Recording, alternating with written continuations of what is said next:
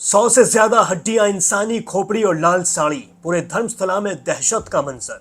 आदाब, नमस्कार, Sat Shri Akal, peace to be with you दोस्तों। मेरा नाम है जुनैद भाटी और आप देख रहे हैं द न्यूज फीवर।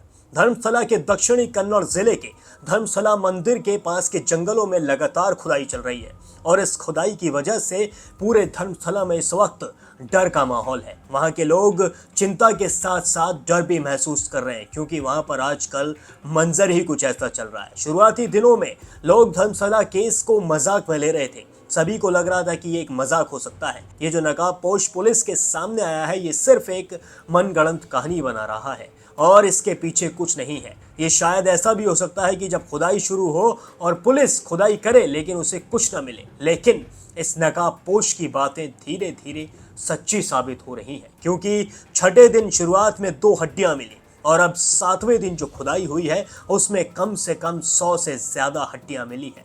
जी हाँ, सही सुना आपने, 100 से ज्यादा हड्डियां और इंसानी खोपड़ी और एक लाल साड़ी भी बरामद हुई है। 7वें दिन की खुदाई में साइट नंबर 11A में सबसे ज्यादा हड्डियां तलाशी गई है। इस नकाबपोश ने साइट नंबर 11A पर बताया था कि यहाँ पर मास बैरियर हुआ है। इसका कहना था कि मैंने यहाँ पर इसी जगह पर सबसे ज्यादा लाशों को दफनाया था। इसने खुले तौर पर पुलिस के सामने यानी कि SIT के सामने खुद कहा कि यही वो जगह है जहां मैंने सबसे ज्यादा लाशों को दफनाया। और जब साइट नंबर 11A पर खुदाई शुरू हुई और जैसे जैसे हड्डियां मिलती गई तो मजदूरों को भी होश उड़ते चले गए।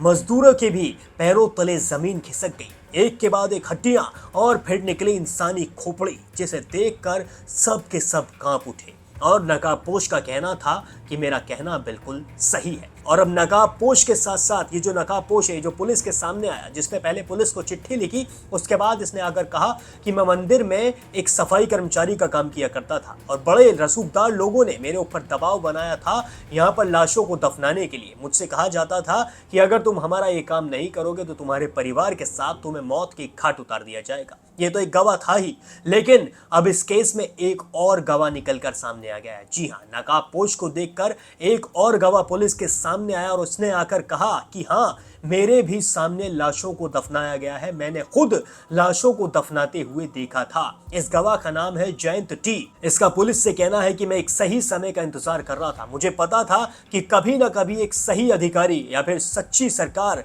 इस केस को अच्छे से जरूर खंगालेगी और आज वो दिन आ गया है। अब मैं आकर सच बोल रहा हूँ। मैंने बहुत बार कोशिश की थी सच बोलने की, लेकिन मुझे बोलने नहीं दिया गया।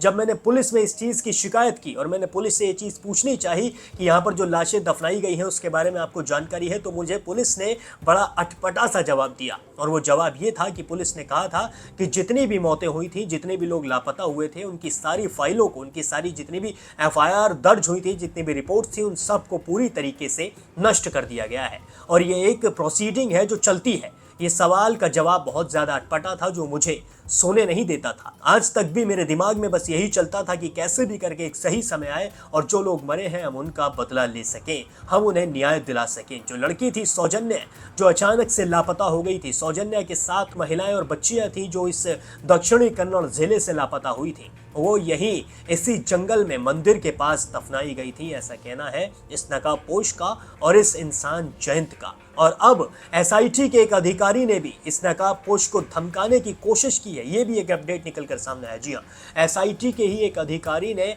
इस नकाबपोश से कहा है कि तुम अपना जो बयान है वो वापस ले लो और पुलिस से कह दो कि मुझे इस बारे में कोई भी जानकारी नहीं है। ये इसी नकाबपोश के वकीलों का आरोप है और अब SIT ने कहा है कि आरोपों की जांच लगातार चल रही है। अगर ऐसा सच में किसी SIT के अधिकारी ने किया है तो उसके खिलाफ कड़ा सा कड़ा एक्शन लिया जाएगा, ये कहना है SIT का। और 7वें दिन की जब खुदाई पूरी हुई तो इसमें SIT के अधिकारियों ने, जो वहां पर मजदूर हैं, उन्होंने बताया कि हाँ, हमें हड्डियां मिली हैं और हमने उन्हें बरामद कर लिया है, लेकिन अभी तक ये साफ नहीं है कि ये हड्डियां सच में इंसानों की है या फिर किसी और की है या फिर जानवरों की भी हो सकती है। जब तक इनकी फॉरेंसिक जांच नहीं हो जाती है तब तक हम औपचारिक घोषणा नहीं कर सकते हैं कि ये हड्डियां इंसानों की ही हैं या फिर नहीं। लेकिन जिस तरीके की चीजें इस जंगल से निकलकर सामने आ रही हैं, जिस तरीके के बयान सामने आ रहे हैं, इसे देखकर यही लगता है कि ये हड्डियां सच में इंसानों की ही हो सकती हैं। इसमें सबसे बड़ी रीढ़ की हड्डी भी पाई गई है। जी हाँ, रीढ़ की हड्डी भी यहाँ पर इन्हीं जंगलों में मिली है। है तो फिर इनसे फॉरेंसिक लैब तो चलिए जांच हो जाएगी, फॉरेंसिक लैब में जो जांच होगी उसमें निकल कर आएगा ही, लेकिन इन चीज़ों को देखकर साफ तौर पर पता लगाया जा सकता है कि हाँ, यहाँ पर सच में इंसानों की लाशों को ही दफनाया गया है। क्योंकि जो लाल साड़ी मिली है, लाल साड़ी जानवर तो नहीं पहनता है, एटीएम कार्ड भी मिला है, एटीएम कार्ड जानवर तो इस्तेमाल नहीं कर सकता है, तो इन्हें देखकर साफ लगता है कि हाँ, यहाँ पर कुछ तो गड़बड़ है, कुछ तो बहुत बड़ा हुआ है। और ये 1995 से 2014 तक ये इंसान लाशों को दफनाता रहा है। जी हाँ, 1995 से 2014 यानी कि 20 सालों तक ये इंसान लाशों को दफनाता रहा, लाशों को गाड़ता रहा। इसका कहना है कि कुछ लाशें ऐसी भी आई थी जिसके शरीर पर साफ तौर पर देखा जा सकता था कि इसके साथ दुष्कर्म हुआ है, इनके साथ गलत हुआ है, और फिर मुझसे कहा जाता था कि अब तुम इसे दफना दो। मैंने कई बार इनकार किया, लेकिन मेरे परिवार को जान से मारने की धमकी दी गई।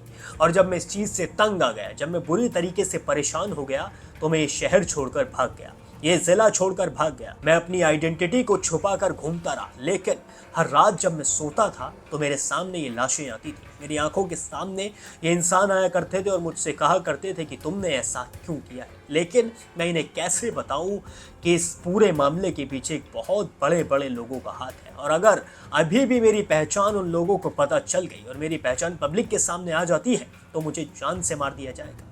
और इस इंसान को धमकी भी मिल चुकी है। धमकी में यही है कि कैसे भी करके तुम अपनी जो रिपोर्ट है, जो भी तुमने बयान दिए हैं, उन्हें वापस लो और कह दो कि मुझे कुछ नहीं पता है और फिर से यहाँ से गायब हो जाओ। लेकिन इस बार ये नकाबपोश हार मानने को तैयार नहीं है। ये सोच के आया है कि कुछ भी हो जाए, जिन लोगों के साथ गलत हुआ है मैं उन्हें न्याय दिलाकर रहूँगा। और शायद ऐसा भी हो सकता है कि इसके साथ पब्लिक मिल जाए, जनता का इसे साथ मिले, जनता कहे कि हाँ, हमें न्याय चाहिए, चाहे 20 साल बाद ही क्यों ना, लेकिन न्याय चाहिए। क्योंकि सुबह का बोला जब रात को घर वापस आता है तो उसे भूला नहीं कहते। अब ये इंसान उन्हें न्याय दिलाने की पूरी कोशिश कर रहा है। ये नकाब पहन के अपनी जान हथेली पर रख के उन लाशों को ढूंढवा रहा है, पुलिस के साथ मिलकर, एसआईटी के साथ मिलकर, मजदूरों के साथ मिलकर। इसने खुद बताया कि साइट नंबर 11A पर मास बैरियर है, मैंने वहां सबसे ज्यादा लाशों को दफनाया था। और अब जो 8वें दिन की खुदाई है वो शुरू हो चुकी है। जी हाँ, जब ये वीडियो आप देख रहे होंगे तो 8वें दिन की खुदाई शुरू हो चुकी होगी।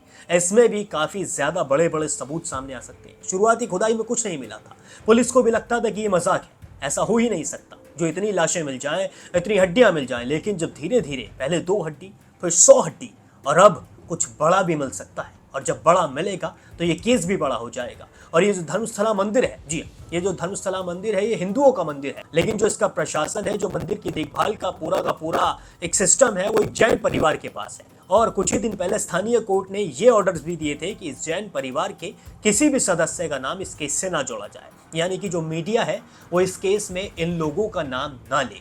लेकिन मीडिया का तो नाम लेगी, क्योंकि केस ही इतना बड़ा है, चीजें इतनी ज्यादा निकल कर आ रही हैं इस केस में से। एक लड़की थी सौजन्या, जो गायब हो गई थी, जो कॉलेज गई थी और कॉलेज से अपने घर ही नहीं लौटी। उसे गांव के कम से कम 300 लोगों ने मिलकर ढूंढा, और अब उस बच्ची के लिए इन सभी को न्याय चाहिए। जितनी भी धर्मस्थला की पब्लिक है, जितने भी लोगों के परिवार वालों की जान गई थी इस दौरान, जितने भी लोग लापता हुए थे, शायद अब हो सकता है कि सभी को न्याय मिल जाए। क्योंकि खुदाई लगातार चल रही है, चीजें लगातार सामने निकल कर आ रही हैं, सभी के पैरों तले जमीन खिसक जा रही है कि इतना बड़ा केस एक मंदिर के पास कैसे हो सकता है।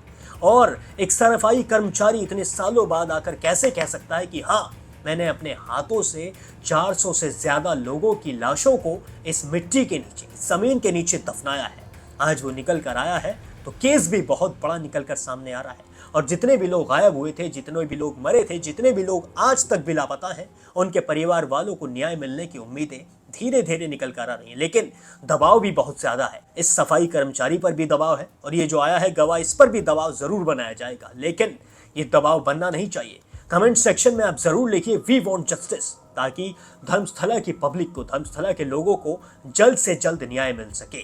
8वें दिन की खुदाई शुरू हो चुकी है। इसमें जो भी निकल कर सामने आएगा, जो भी सबूत सामने आएंगे, और भी कोई नया अपडेट होगा, मैं आपके पास तुरंत लेकर आ जाऊंगा। इसलिए चैनल को सब्सक्राइब जरूर कर लें और कमेंट सेक्शन में we want justice for Dharamshala people जरूर लिख दें। बाकी देश और दुनिया की सभी बड़ी खबरों के लिए अभी सब्सक्राइब कर लें द न्यूज़ फीवर।